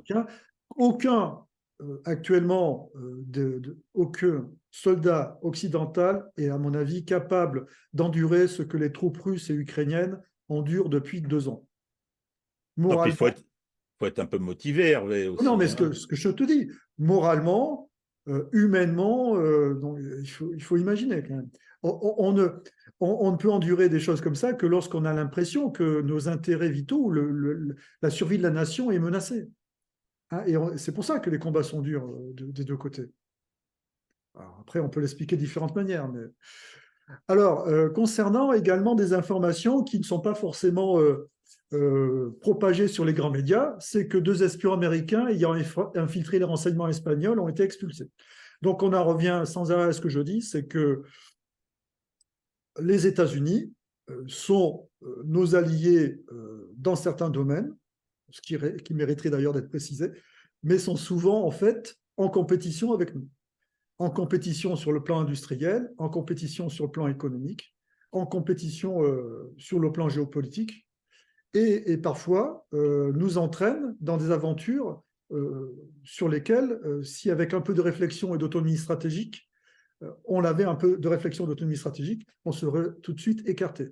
C'est un exemple typique de la guerre en Ukraine. L'intérêt de l'Europe pour la guerre en Ukraine, c'était qu'elle soit le plus court possible, qu'il y ait une négociation qui satisfasse aussi bien l'Ukraine que la Russie et qu'on aille vers une nouvelle organisation de la sécurité en Europe. Et on en revient à ce que je dis souvent parfois ou dans les échanges que je peux avoir, c'est que pour se rendre compte de ce qu'est la géopolitique des grandes puissances, alors celle de la Russie, de la Chine, elle est beaucoup moins visible, mais celle des États-Unis, elle est clairement exposée au travers des différents think tanks qui l'alimentent. Il suffit de lire les publications des États-Unis, et notamment celle de la Rand Corporation 2019, hein, comment contenir la Russie, hein, donner des capacités létales à l'Ukraine. Hein, et voilà, donc il y a des bénéfices qui sont importants, un coût qui peut être important, et puis voilà, donc après, on est quand même dans des stratégies qui sont opératoires et opérantes. Et puis il faut lire également le grand échiquier de Brzezinski, même s'il date un peu par rapport à certaines données géopolitiques, l'essentiel y est, notamment la notion de pays pivot, et dans les pays pivots, il y a l'Ukraine en Europe. Alors ensuite, bien sûr, il y a le sujet que tu as abordé sur le narratif de la contre-offensive, hein, qui est sorti dans les journaux américains et où on voit très très bien le jeu qui est actuellement celui des Américains, c'est se dédouaner sur ces pauvres Ukrainiens, après les avoir poussés à ne pas négocier en mars 2022, alors que les propositions qui avaient été faites par la Russie étaient tout à fait, on va dire, acceptable dans la mesure où je doute qu'ils aient des propositions comparables éventuellement dans les mois à venir. Et on les a poussés à continuer une guerre alors qu'il y avait quasiment un match nul et que à l'issue de ces négociations, ils auraient pu se projeter sur autre chose que la guerre, parce que le problème de l'Ukraine maintenant, c'est quel avenir? Quel avenir autre que la guerre? La guerre, c'est pas un avenir. Alors, LCI, comme je l'ai dit depuis le départ, LCI qui a quand même un traitement beaucoup plus mesuré du conflit en Palestine, hein, qui, lors de 24 heures Pujadas, a noté, hein, et a parlé de la montée des exactions des exactions des colons et de l'armée israélienne vis-à-vis des Palestiniens en Cisjordanie. Également une intervention sur ta chaîne favorite, le Tocsin, ta Bah, chaîne favorite, entre 5h30 du matin et 6h30 du matin. Non, non, il se moque de moi. Hervé, j'ai une émission sur Toxin. Hein. Je rends hommage à Clémence Oudiakova, qui est vaillante et qui est en train de créer un média assez sympa. Et donc, tous les jeudis matins, mais c'est vrai que c'est tôt, j'interviens sur les questions police-justice avec Alexandre Langlois. et c'est très sympa. C'est très sympa, très libre de ton. Donc, il faut les aider, les gens de Tocsin, il faut aider Clémence. Donc, Jacques Beau et Régis Le Sommier qui sont intervenus. C'est une vidéo que je conseille de regarder car elle est très intéressante, hein. Ensuite, pour aller un petit peu contre, bon, j'entends des trucs qui sont absurdes, hein, sur la Russie encore, sur les plateaux télé. Alors moi, je ne suis pas allé en Russie, mais si tu veux, il suffit de se documenter un peu. Puis nous, on connaît quand même quelques Russes expatriés, hein, ici en France, hein. Hein, donc, j'ai entendu des horreurs. C'était quoi la dernière horreur? C'était que les hommes en Russie pouvaient battre leurs femmes. C'était pas puni par la loi. Non, mais tu entends des trucs, c'est un truc incroyable. Mais bon, peu importe. Donc, il y a une chaîne que je conseille de suivre, c'est celle d'Alexandre. Je ne connais pas son nom, je ne me rappelle plus son nom. C'est Alexandre Prussien. Donc, c'est quelqu'un qui est expatrié en Russie depuis plus de 15 ans, qui y travaille. Alors, évidemment, il n'est pas opposé au gouvernement actuel, hein, qui lui convient tout à fait. Mais il a un regard tout à fait critique et décalé par rapport à la société russe et même son système politique. Et ces vidéos sont toujours intéressantes, hein, puisque je trouve qu'il a pas mal d'humour et il explique bien ce qui se passe au moment le lendemain, quasiment le lendemain de l'avancée de Wagner sur Moscou. Il avait fait une vidéo qui était très intéressante, où il avait parlé des réactions russes. C'est toujours très intéressant, donc je vous conseille de suivre sa chaîne. Pas besoin de vouloir s'expatrier en Russie, parce que c'est son dada, ça aussi, ce truc-là. C'est ce qu'il vend également, hein, l'expatriation en Russie, pour regarder sa chaîne. Ensuite, ce site qui s'appelle Les Crises, hein, que j'ai reconsulté dernièrement avec euh, un article sur George Friedman, hein, qui en 2015, devant le Chicago Council, faisait une intervention en expliquant les problématiques de la géopolitique des États-Unis en Europe, qui était avant tout reposée sur le fait de découpler l'Allemagne de la Russie. Donc un objectif stratégique. Donc c'est pareil, ça c'est des informations qui sont accessibles, hein, c'est pas du complotisme, il suffit de les regarder, après de réfléchir un peu. Un article qui est sur le dialogue là, que je trouve qui est très très synthétique là, de Sylvain Ferreira, là, qui parle de la situation actuelle aussi bien sur le plan politique que militaire en Ukraine. Et il considère, moi je suis pas loin de considérer, je sais que toi aussi tu le considères également, qu'on n'est pas loin sur une phase qui pourrait être comparable à l'effondrement du front allemand en 1918, ou soit de ce qui s'est passé en 1975 au Vietnam. Tu le rejoins, hein, également là-dessus. Oui, oui, bien sûr. D'ailleurs, c'est, purement anecdotique, hier, quand je fais mon exercice, mon vélo, je mets la télé, c'est une Smart TV, et donc je vais regarder des choses sur YouTube, et j'ai regardé le dernier épisode du grand documentaire sur la guerre du Vietnam, qui a été fait par Burns, et c'est tout à fait remarquable, et je suis tombé sur le dernier. Hein, c'est-à-dire l'offensive de la fin de l'année 74 et l'effondrement du régime sud-vietnamien avec la conquête de Saigon. Oui, oui, oui. C'était d'abord, comme d'habitude, passionnant. Je l'avais déjà vu, mais je l'ai revu. Et surtout, ça renvoyait complètement à ce qui est en train de se profiler, quoi. C'est-à-dire, on voit le départ américain, on voit qui reste, quelques agents de la CIA, les gars pour surveiller l'ambassade, mais pour le reste, quand les Vietnamiens décident du Nord, hein, décident euh, de programmer la conquête du Sud, ils disent on va d'abord lancer une offensive pour voir si les Américains bougent. Et c'est ce qui se passe à la fin de l'année 74, et les Américains ne bougent pas. Les Américains ne bougent pas, donc le Nord-Vietnam lance une offensive générale. Et là effectivement, alors que ça pouvait apparaître comme encore relativement solide, alors que la presse ne pointait pas ce risque d'effondrement, eh ben, en 3 mois, c'est réglé. Alors, je ne dis pas que ça va se passer comme ça, mais le lâchage américain qui est en train de se profiler avec les décisions du Congrès, l'attitude de la presse, et puis la réalité du front, je me demande si ça peut pas être brusque et brutal. J'en sais rien. J'en sais rien. On n'est pas dans la tête des Russes pour savoir quels sont leurs projets stratégiques. Enfin, une excellente vidéo qui vient de paraître sur le dialogue franco-russe, hein, c'est celle de Michel Collomb. Il est très très bon hein, sur son exposé, hein. On l'avait interviewé il y a 2 ou 3 mois, donc c'est une vidéo également que je conseille de regarder. Et voilà, j'en ai terminé. Alors, on va récupérer le hop, et voilà, nous y sommes. Bon, eh bien, écoutez, voilà, on était assez détendu, hein, on a un peu déconné, hein, bon, ben, l'actualité est tragique, mais bon, on essaye de l'aborder de façon dynamique, et puis bon, quand de temps en temps un peu enjoué, pour essayer d'oublier toutes ces horreurs, parce il y en a quand même pas mal. C'est une période depuis 2 ans maintenant, depuis l'intervention russe, c'est une période de l'histoire qui est particulière, accélération de l'histoire, ça c'est tout à fait indiscutable. Vers quoi ça va? Donc ça, je ne sais pas. Je ne pense pas qu'Hervé soit plus aussi capable de faire une prospective allant très loin. Mais bon, notre Occident, il est en ce moment dans une situation un peu compliquée, hein, concernant son avenir.